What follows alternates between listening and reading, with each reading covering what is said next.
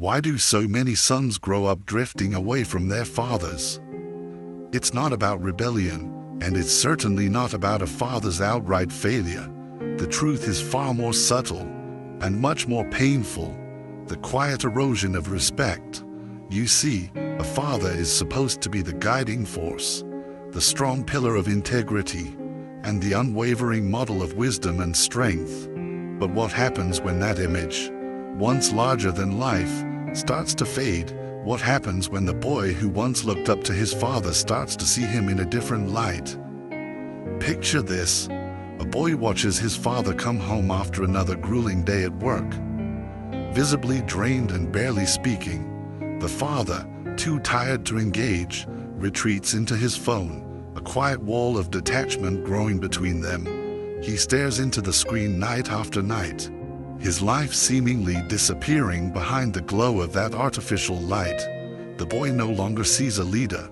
He no longer sees the man who once commanded his respect. What he sees instead is someone lost, someone adrift, struggling to find his place.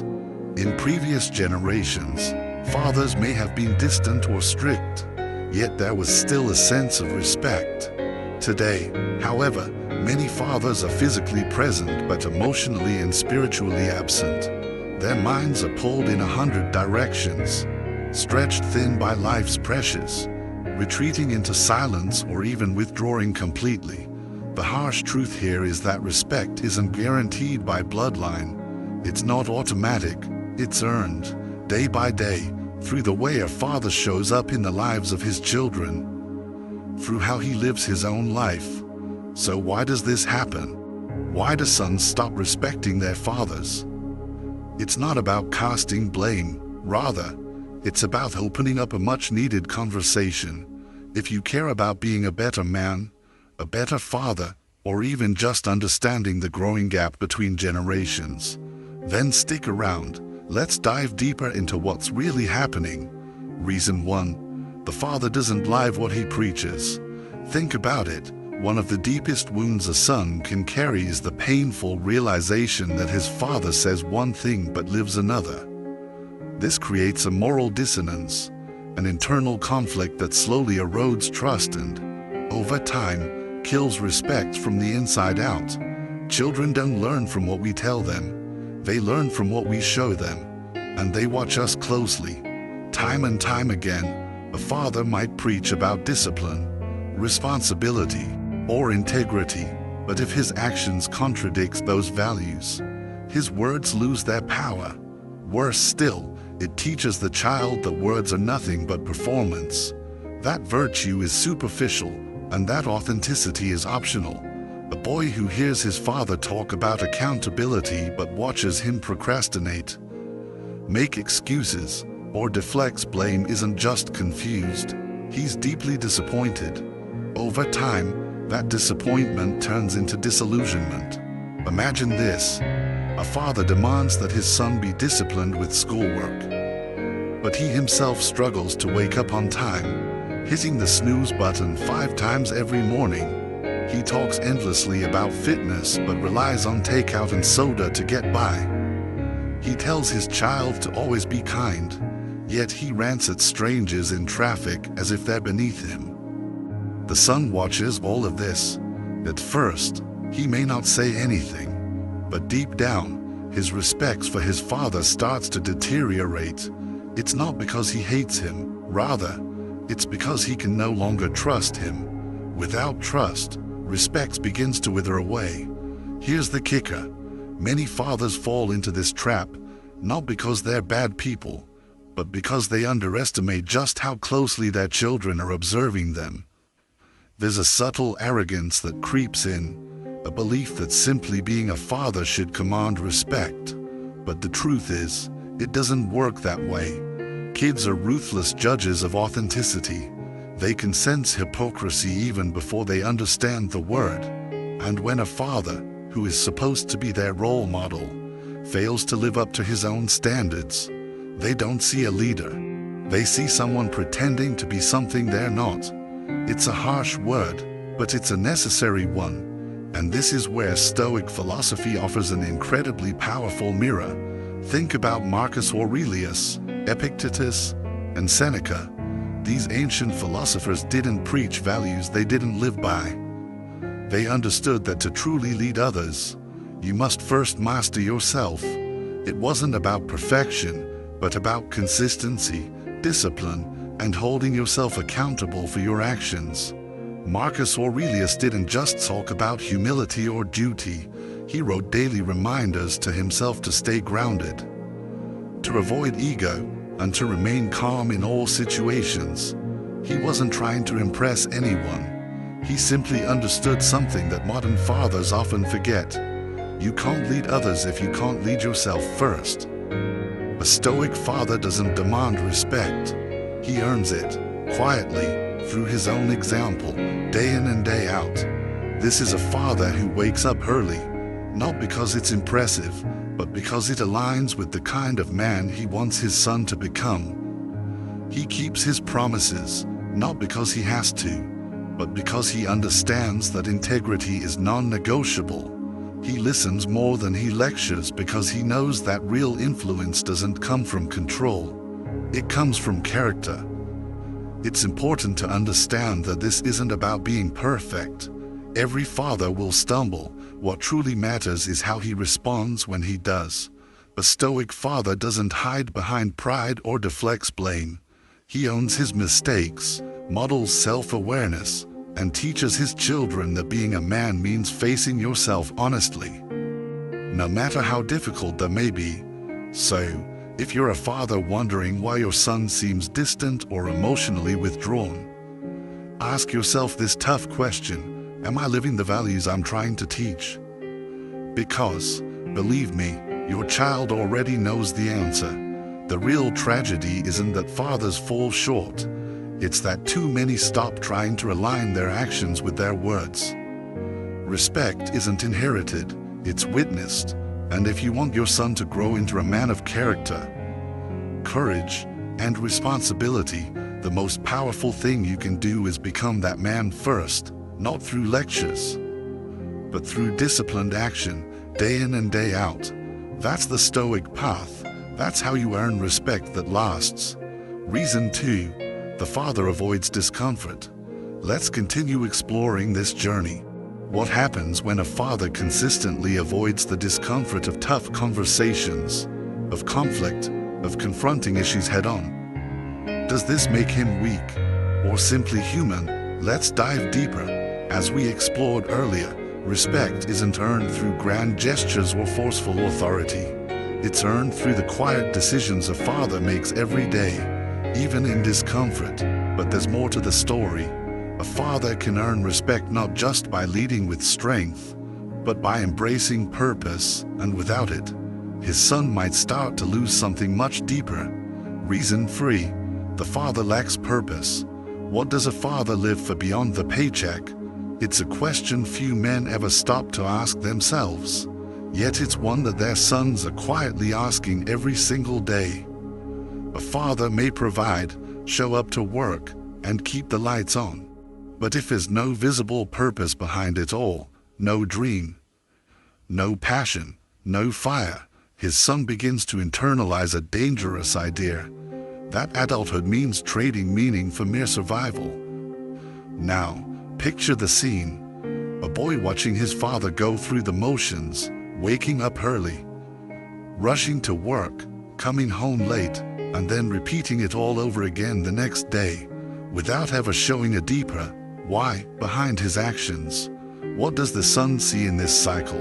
Not just fatigue. He sees emptiness. He sees a man who is breathing, but not truly alive. He begins to internalize that this is what it means to be a man, enduring life's hardships, but never truly living it. Over time, that becomes the blueprint for his own manhood. It tells him that being a man is about surviving, not living with purpose. And that belief can slowly drain the respect from the father-son relationship like a slow leak, making it more fragile day by day. Many fathers make the mistake of believing that responsibility alone is enough. They work long hours, sacrifice their personal desires, and bury their own passions, all for the sake of providing for their family. While responsibility is undeniably important, it's the foundation of trust and security, there must also be a sense of direction, of personal fulfillment.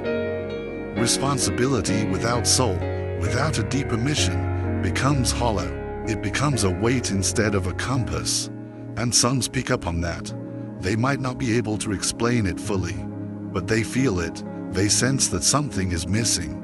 A man who has no vision for his life cannot inspire one in someone else.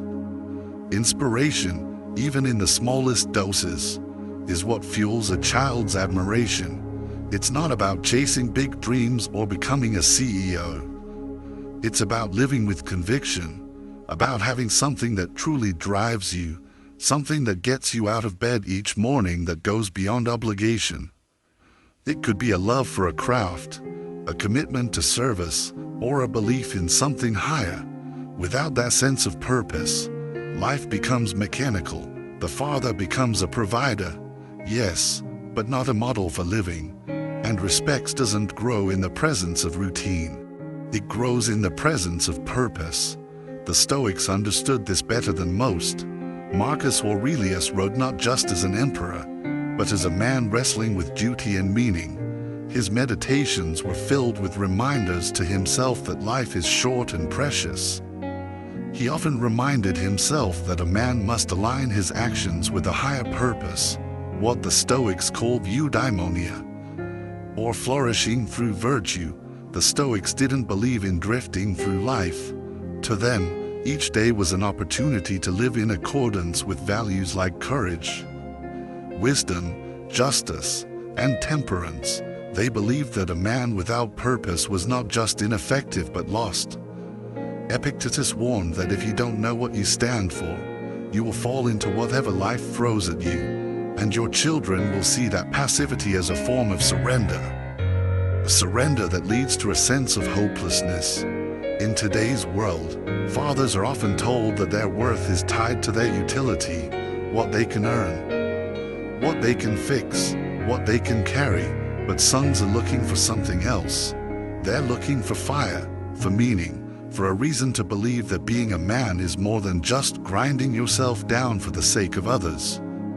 When they don't see that purpose in their fathers, they don't just lose respect, they lose direction. They don't know what they're working toward. They're left questioning, just as their father once did. What's the point of it all?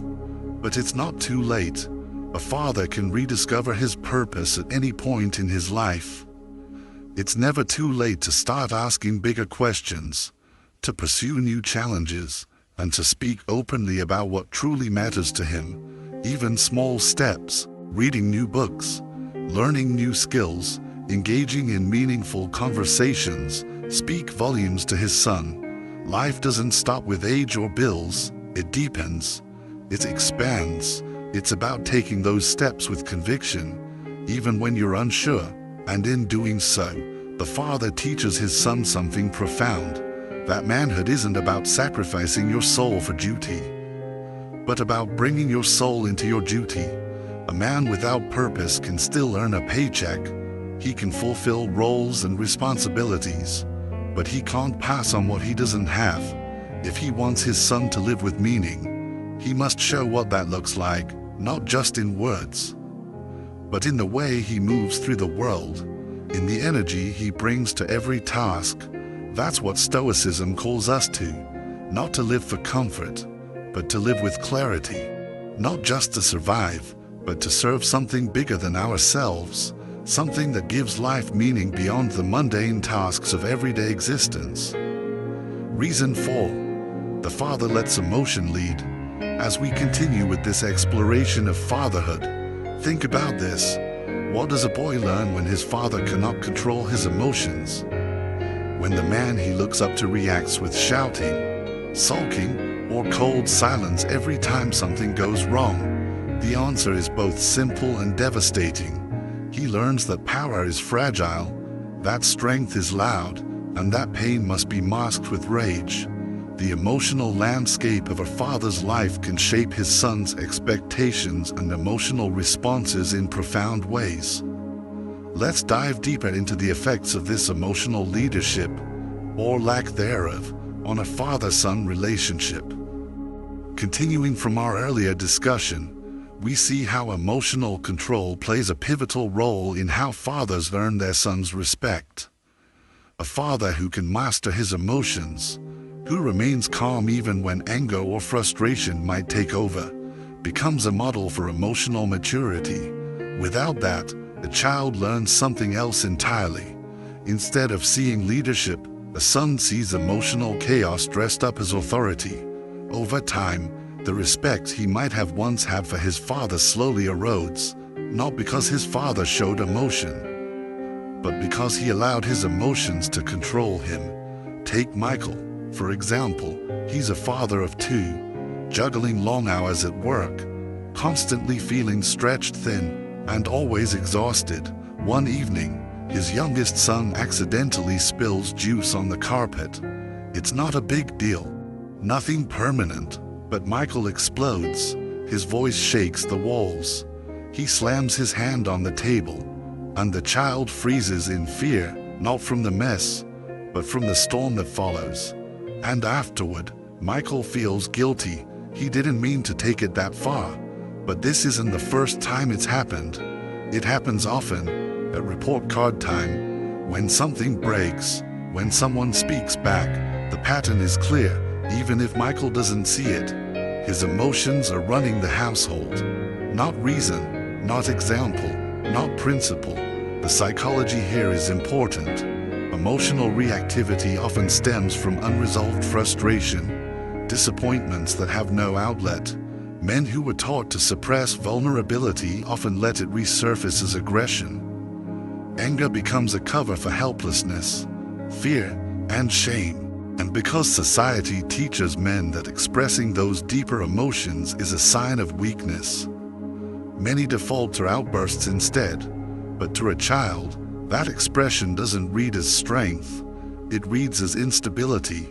The father becomes someone to fear, not someone to trust. And the son silently stops confiding, stops connecting, stops respecting, not because his father is emotional, but because his father has become emotionally unreliable.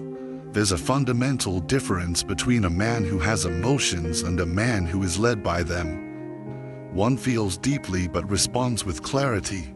The other reacts impulsively, then tries to clean up the damage later. This is where Stoic philosophy offers a profound and practical solution. Contrary to popular belief, Stoicism isn't about suppressing emotions or pretending to be cold. It's about understanding emotion, naming it, and choosing how to respond. Marcus Aurelius wrote that we are not disturbed by events, but by our judgments about them. The Stoic father recognizes the first wave of anger not as a command, but as a signal, a moment to pause, not to explode. He trains himself to sit with discomfort, to breathe through insult or inconvenience, to ask himself, what outcome do I want here? What lesson am I teaching? This doesn't mean perfection, it means ownership. When a Stoic loses his temper, he reflects, he apologizes, he doesn't excuse his behavior with stress or blame. He models emotional accountability, not emotional control in a robotic sense, but the kind that builds real credibility. And this is what sons respond to. Boys are emotional creatures too, even if they're taught to hide it early. When they see a father name his anger, express it without violence, and move through it without collapse, they learn that emotions are not enemies. They're teachers. Manhood isn't about being untouched by feeling. It's about holding ground when feelings surge. A father who yells when hurt or withdraws when angry teaches his son that emotions are in charge. But a father who can stand in his emotion, speak from it without wounding, and return to calm without punishment teaches something infinitely more powerful. He teaches how to be a man who owns himself. Respect doesn't grow in fear. It grows in the quiet honor of watching someone stay centered when it would be easier to break. The greatest gift a father can give isn't dominance. It's example and emotional mastery, not suppression, not outbursts, but mastery is the foundation of that example. Stoicism doesn't strip away humanity, it sharpens it. It helps a man become the kind of father who doesn't just demand respect, but deserves it, especially in the moments when it's hardest to earn. If you found these insights valuable, let me know by commenting yes below. Your thoughts matter, and I'd love to hear from you. Reason 5. A father seeks validation, not self-respect. Some fathers lose their sons' respect not because they are harsh or distant, but because they desperately want to be liked. It begins subtly. A father avoids saying no to maintain peace, stays silent when confrontation is needed, or sidesteps conflict with his partner, even when values are at stake, fearing he'll rock the boat. Over time, what he sees as kindness, his son perceives as weakness. By bending principles to keep everyone happy, he erodes the foundation of lasting respect, self-respect. This father prioritizes validation, craving approval from his children, spouse, or both. However, the need to be liked undermines leadership. A father who always says yes, avoids hard truths, or lets issues slide to evade discomfort isn't kind. He's passive. Sons sense this. They test limits, not to provoke, but to seek structure. When boundaries bend, they learn manipulation, not respect. The psychology here is complex. Many men lacking affirmation in their youth overcorrect as fathers. Instead of leading with integrity, they seek approval, mistaking agreeability for goodness. Yet respect isn't built through comfort. It grows from clarity, honesty, and the courage to disappoint others in order to uphold values. A father who avoids discipline, agrees to what he knows is wrong, or shies away from honest feedback isn't emotionally intelligent. He's dodging responsibility. Children don't need their father to be a friend. They need a compass. Friends are plentiful. Fathers are rare. Kindness doesn't mean softness. A father can be loving yet firm, honest yet compassionate. When he compromises truth for approval, he drifts, and sons don't follow men who lack direction. Stoicism offers wisdom here. Self-respect, as the Stoics taught, is the root of strength. Epictetus said, "If you want to improve, be content to be thought foolish and stupid. Do what's right, not what's popular." A Stoic father doesn't parent based on moods or reactions. He doesn't chase affection, grounded in his values. He leads by example, calm, consistent, and unmoved by emotional manipulation. Stoicism isn't cold, it's fiercely loving, willing to endure hardship for what's right. A Stoic father says no when necessary, even if it causes discomfort. He speaks truth gently but clearly. He shows his son that character is built by honoring conscience, not pleasing others. When a son sees his father stand firm in principle, unshaken by the need for approval, respect grows, not from fear or guilt, but from admiration. Sons don't remember moments of fleeting happiness. They remember when their father stood for something, even when it was hard. Reflect honestly. Are you choosing comfort over character? Are you playing it safe to be liked when leadership is needed? Share your thoughts below. What examples of fatherly strength resonate with you? A man cannot teach his son self-respect if he hasn't learned to embody it. Stoicism isn't about being emotionless. It's about standing firm in principle, not pride. That's where true fatherhood begins. If you found these insights valuable, make sure to comment below and subscribe for more content. Let's keep this conversation going.